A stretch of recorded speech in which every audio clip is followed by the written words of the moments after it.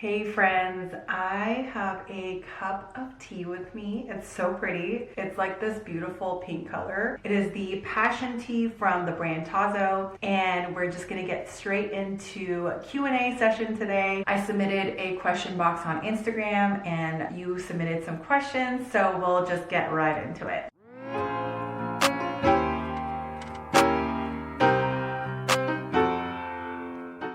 If you are brand new here, for context, my name is Diana and I am a full-time watercolor artist specializing in live art, painting guest portraits at events. Okay, so the first question that I got was, who are your inspirations as an artist and content creator? This one was a really quick answer because I feel like if you had asked me this question 10 years ago, it would have been the same people that I'm gonna say right now. I just adore these women and look up to them so much. They are Joanna Gaines, of course, from Magnolia or Fixer Upper. I have looked up to Joanna for so many years now. She was one of the first representation for Korean women for me in the American designer creative space. She is half Korean. Fun fact, her mom's name is the same as my mom's name, which is fun. And 2 years ago, when I went back to Korea for the first time in 25 years since I first migrated here, I went to Korea and it happened to be the same time Joanna Gaines was in Korea. And I was hoping and praying that I would run into her somehow. It was the last day on the trip and I was like, okay, obviously it's not going to happen. And I had 2 hours left before my taxi came to pick me up to take me back to the airport. And so I was doing a little bit of souvenir shopping. Lo and behold, who I run into, Joanna Gaines, and we took a photo right over here with Chip as well, and it was just a dream come true. Other than Joanna, I really look up to Joy Cho from Oh Joy. I also had the pleasure of meeting her and working with her a few times, and she is so kind, so creative, so sweet. So definitely follow her. She is also a designer and a content creator, and she just has a really fun personality and style. And then finally, Anna Riflebond, the queen. She is the creator of Rifle Paper Co. I remember when I first saw her work, I think over a decade ago now, and I instantly fell in love with her work, and now she is just huge everywhere, and I just love seeing her growth. So I would say they are my inspiration. Let me take a sip of my tea. We should rebrand it to like Tea with Diana. You know, that's a good Q&A name. Next question was dream event or collaboration. The first that came to mind for me was anthropology. I have loved anthro for years, since I was like in my tweens.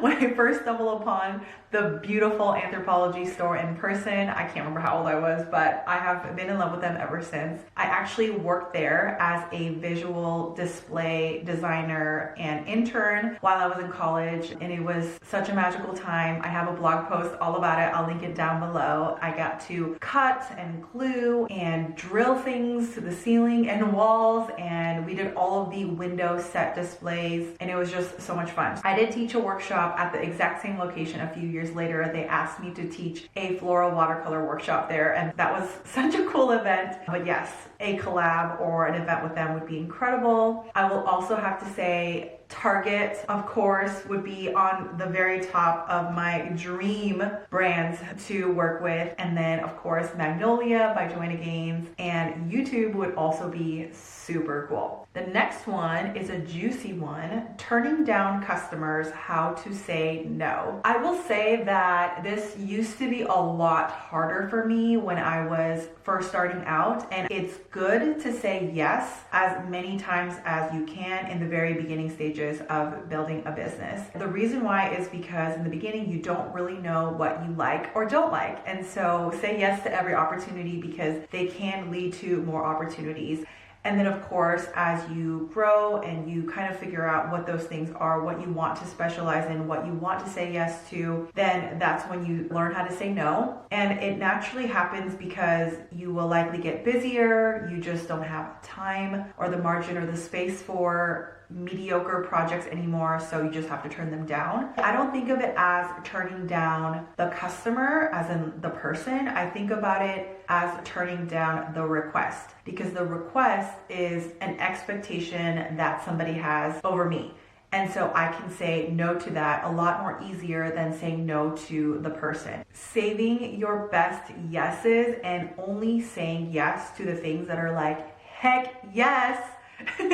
Wow, I got really excited about that there. But I think that is really the key to not burning out, which actually is the perfect segue into the next question, which is how do you not lose the passion with your hobby as the business? So I'm not going to lie, I have for sure have had my ebbs and flows with losing passion or feeling burnt out and things like that over the last 12 years. The first 2 years I was doing this as a side hustle, and then the last 10 years is when I started doing this full time. So I have heard somewhere that every 7 years we become renewed, and a lot of people end up switching careers or doing something totally different around the 7-year mark. So if you make it past that 7th year, I really think it says something that this is the right fit, that there's something really special here, and that's what my business has felt like for me. That is not to say that I haven't had my fair shares of losing my passion in certain seasons of my business, and one of the best ways that I've learned to protect that is making sure to create time to create just for myself, to paint outside of work, that I do not need to get paid for every painting. And in fact, I should not get paid for every painting that I do, because truly I want to keep this as a passion. I want to continue to be a student and somebody who enjoys the craft,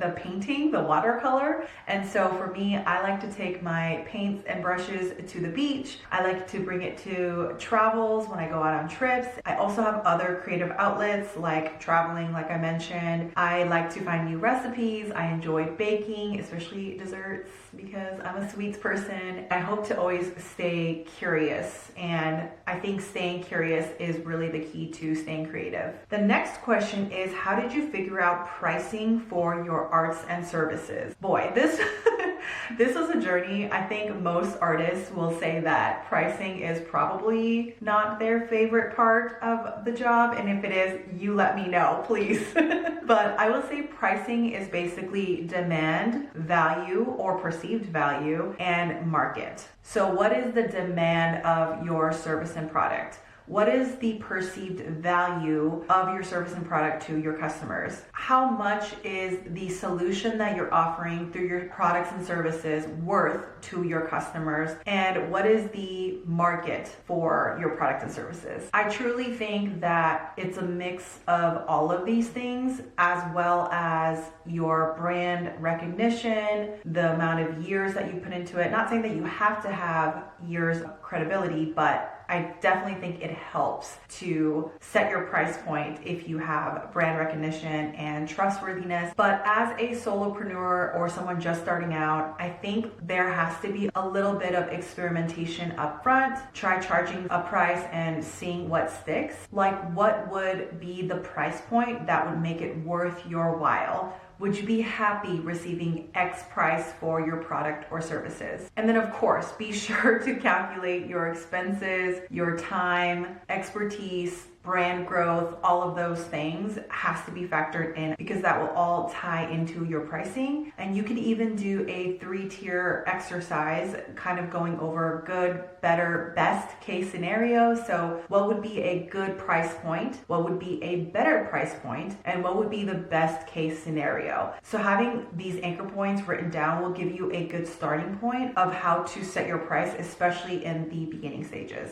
The previous camera that I was using, the battery has died, so I put in a new camera, so it may look a little different, but I did want to answer the final question, which is, how did you figure out your brand identity, and has it evolved over time? For me, the brand identity comes down to the mission, why you do what you do. For us, the product is going to be watercolor portraits. The service is going to be painting live at events. But the why behind it is to make people feel feel special, to make people feel known, and to let them know that they are a masterpiece worthy of being painted. This comes from Ephesians chapter 2, verse 10. Let me read it for you guys. It says, "For we are God's masterpiece, created in Christ Jesus to do good works, which God prepared in advance for us to do." So everything comes back to our mission, whether that be the visuals, the colors, the fonts, the look and feel, the entire experience. All of it comes down to our mission statement. As for the second part of the question, has it evolved over time? I would say that the logo, the look and feel, the brand colors have changed over time, and honestly, it may change again, but the message behind it has always stayed the same. If you have any more questions, I would love to hear. Feel free to drop them down in the comments down below. Feel free to thumbs up this video if you liked videos like this, and subscribe for more. I'll talk to you guys in the next one. Bye!